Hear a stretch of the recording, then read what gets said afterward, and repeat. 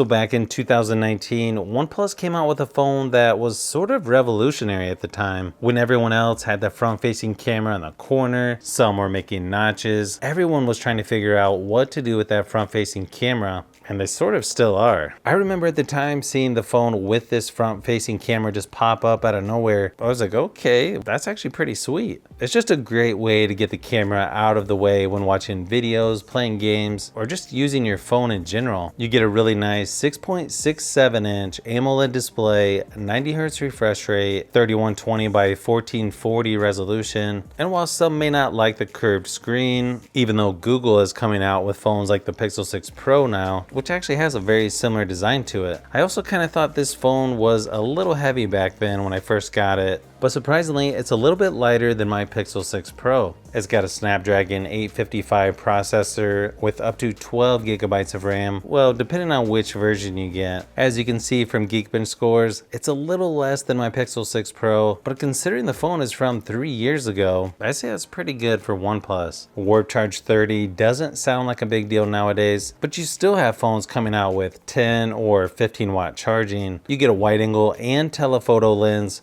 something phone makers are just now realizing that everyone wants, not one or the other, but both. It's a triple camera setup with a 48 megapixel main lens. It can also record 4K 60 frames per second for video recording. While this phone might not have been the best when it came out, I feel like it's got a lot better over time, and the ultra wide angle really came in handy, especially when going on vacation. The weird thing is the fingerprint scanner on the OnePlus 7 Pro feels like it's a little bit faster than my Pixel 6 Pro. I mean, it's pretty close, but still, I feel like Google should be faster. Software-wise, mine is still on Android 11, and unfortunately, it sounds like Android 12 is gonna be the last update for this device. Not sure how much longer for the security updates, but I guess we'll have to wait and see. I know some people don't like the direction OnePlus is going as they're getting closer and closer to Oppo phones with color OS instead of Oxygen OS, but personally I kind of like their software regardless of which one they go with. I've got some other OnePlus phones that I updated. I may have to do videos on those later, but they still offer lots of ways to customize the phone. But you know, when it comes to software, it's obviously going to come down to personal preference. So yeah, this phone may not be the best out there in 2022, but it's still one of my favorite phones that I've used, and I actually used this for quite a while back in the day. I'm curious to see what else OnePlus comes out with later this year. I'm not quite sure if I'm going to get the OnePlus 10 Pro, maybe if it goes on sale. I'm still sort of undecided on that one, especially with the prices that keep going up. And fortunately, Google is sort of filling that void of a more affordable phone with good specs, and I think a little bit better camera than what you're going to get on OnePlus as well. I'd be curious to see if you're still using your OnePlus 7 Pro, how things have been going, what kind of issues you've had, or anything like that. I sort of switched from OnePlus to Samsung to now Google, so I'm not really sure which brand I'm going to go with next. So far, I've been really enjoying the Pixel 6 Pro.